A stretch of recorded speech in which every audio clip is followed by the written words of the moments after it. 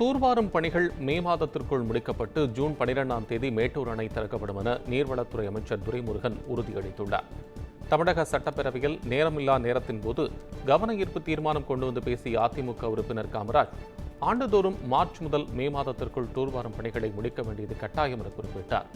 நடப்பாண்டில் கால்வாய்கள், வடிகால்கள் என 822 தூர்வாரும் பணிகளை மேற்கொண்டு வரும் நிலையில் அதற்காக ஒதுக்கப்பட்ட நிதி போதாது என்றும் தெரிவித்தார். இதற்கு பதிலளித்து பேசிய நீர்வளத்துறை அமைச்சர் துரைமுருகன், காவிரி நீர்பிடிப்பு பகுதிகளில் பெய்த தொடர் மழையால் வடிகால் மற்றும் ஆறுகளில் மணல் திட்டு ஏற்பட்டிருப்பதாகவும் அவற்றை அகற்றி தண்ணீர் தடையின்றி செல்வதற்காக சுமார் 5000 கிலோமீட்டர் தூரத்திற்கு தூர்வாரும் பணிகள் நடைபெற்று வருவதாகவும் தெரிவித்தார். அனைத்து தூர்வாரும் பணிகளும் மே மாதத்திற்குள் முடிக்கப்பட்டு ஜூன் 12ஆம் தேதி மேட்டூர் அணை திறக்கப்படும் என்றும் அமைச்சர் உறுதியளித்தார்.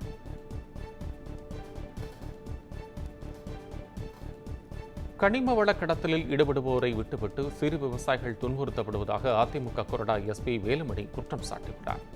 சட்டப்பேரவையில் நேரமில்லா நேரத்தில் சிறப்பு கவன ஈர்ப்பு தீர்மானத்தின் மீது பேசிய அவர், கோவையில் பட்டா நிலம் மற்றும் அரசு நிலங்களில் அனுமதியின்றி மணல் எடுப்பது தொடர்பாக விசாரணை நடத்த அமைக்கப்பட்ட சிறப்பு புலனாய்வு குழு கனிம வள கடத்தலில் ஈடுபட்டவர்களை விட்டுவிட்டு சிறு விவசாயிகளை விசாரணைக்கு அழைத்ததோடு அதிக அளவிலான அபராதத்தையும் விதித்திருப்பதாக தெரிவித்தார். தன் சொந்த நிலத்தில் மேடு பள்ளங்களை சரி செய்ய மண்வெட்டி எடுத்த விவசாயிகளுக்கு விதிக்கப்பட்டுள்ள அபராதத்தை ரத்து செய்ய வேண்டும் என்றும் அவர் வேண்டுகோள் விடுத்தார். அதற்கு பதிலளித்து பேசிய நீர்வளத்துறை அமைச்சர் துரைமுருகன், கோவையில் சட்டத்திற்கு புறம்பாக இயங்கும் செங்கல் சூளைகளை மூடக்கோரி தொடரப்பட்ட வழக்கில் அரசு அனுமதியின்றி மணல் எடுப்போர் மீது நடவடிக்கை எடுக்க கோரி கனிம வளத்துறைக்கு நீதிமன்றம் உத்தரவு பிறப்பித்துள்ளதாக கூறினார். அதன்படி அரசு நிலத்தில் கள்ளத்தனமாக கனிமங்களை வெட்டி எடுத்தவர்கள் மீது மட்டுமே நடவடிக்கை எடுக்கப்பட்டிருப்பதாக துரைமுருகன் பதிலளித்தார்.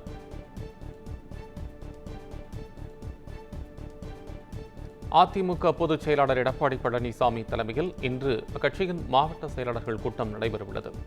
சென்னை ராயப்பேட்டையில் உள்ள அதிமுக தலைமை அலுவலகத்தில் இன்று மாலை 4:30 மணிக்கு அதிமுக மாவட்ட கழக செயலாளர்களின் ஆலோசனைக் கூட்டம் நடைபெறுகிறது. இந்த கூட்டத்தில் அக்கட்சியின் மூத்த நிர்வாகிகள், மாவட்ட செயலாளர்கள் என பலரும் கலந்து கொண்டுள்ளனர். பாஜக அதிமுக இடையே கூட்டணி உறுதியான பிறகு நடைபெறும் முதல் மாவட்ட செயலாளர்கள் கூட்டம் என்பதால் இதில் முக்கிய முடிவுகள் எடுக்கப்படலாம் என எதிர்பார்க்கப்படுகிறது. இதனைத் தொடர்ந்து அக்கட்சியின் செயற்குழு கூட்டம் வரும் மே 2ஆம் தேதி அவைத்தலைவர் தமிழ்மகன் உசேன் தலைமையில் நடைபெறவுள்ளது குறிப்பிடத்தக்கது.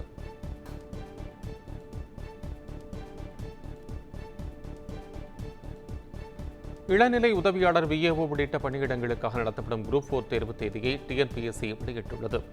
அதன்படி வரும் ஜூலை 12ஆம் தேதி காலை 9:30 முதல் 12:30 மணி வரை தேர்வு நடைபெறும் என்று தெரிவிக்கப்பட்டுள்ளது. தேர்வுக்காக இன்று முதல் மே 24ஆம் தேதி வரை விண்ணப்பிக்கலாம் என்றும், குரூப் 4 தேர்வு மூலம் 3935 பணியிடங்கள் நிரப்பப்படும் என்றும் தேர்வு ஆணையம் தெரிவித்துள்ளது. பணியிடங்களுக்கு விண்ணப்பிக்க குறைந்தபட்ச கல்வி தகுதி 10ஆம் வகுப்பு என்பது குறிப்பிடத்தக்கது. விழுப்புரம் மாவட்டம் செஞ்சியில் காஷ்மீர் பயங்கரவாத தாக்குதலில் இருந்து தப்பி வந்த சொந்த ஊர் திரும்பியவர்களை அவரது குடும்பத்தினர் கண்ணீர் மல்க வரவேற்றனர். 2 நாட்களுக்கு முன்பு பஹல்காம் பகுதியில் பயங்கரவாதிகள் நடத்திய தாக்குதலில் 26 பேர் கொல்லப்பட்டனர். இந்நிலையில் செஞ்சியிலிருந்து காஷ்மீருக்கு சுற்றுலா சென்ற 6 நண்பர்கள் அங்கு சிக்கிக் கொண்டனர். இதனைத் தொடர்ந்து அவர்கள் தமிழக அரசின் உதவியை நாடி விமானம் மூலம் சொந்த ஊருக்கு திரும்பி வந்தனர். அவர்களை குடும்பத்தினர் கண்ணீர் மல்க வரவேற்றனர்.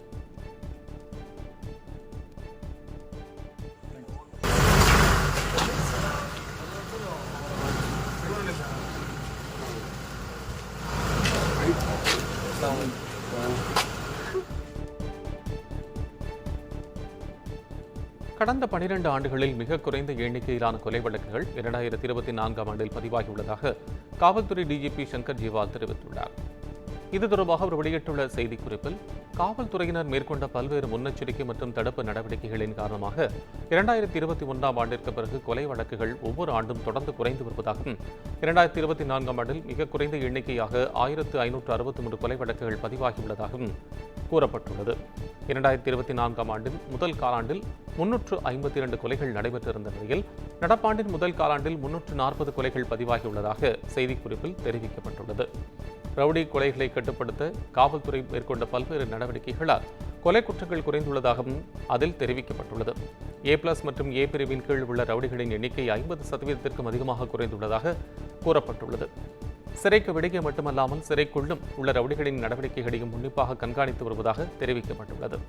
ரவுடிகளின் நிதி ஆதாரத்தை தடுக்கும் வகையில் நிதி விசாரணை நடத்துவதற்கான விரிவான செயல் திட்டம் தயாரிக்கப்பட்டுள்ளதாகவும் செய்திக்குறிப்பு மேலும் கூறுகிறது.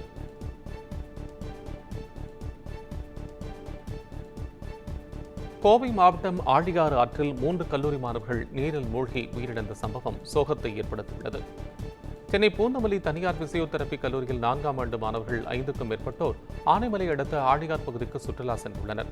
அங்குள்ள ஆழியார் ஆற்றில் குளித்துக் கொண்டிருக்கும் போது தருண், ரேவன், ஆண்டோ, ஜெனிப் ஆகிய 3 மாணவர்கள் ஆற்று நீரில் மூழ்கி உயிரிழந்தனர். தகவலிருந்து வந்த தீயணைப்புத் துறையினர் மற்றும் போலீசார் மாணவர்களின் உடலை மீட்டு பிரேத பரிசோதனைக்காக அரசு மருத்துவமனைக்கு அனுப்பி வைத்தனர்.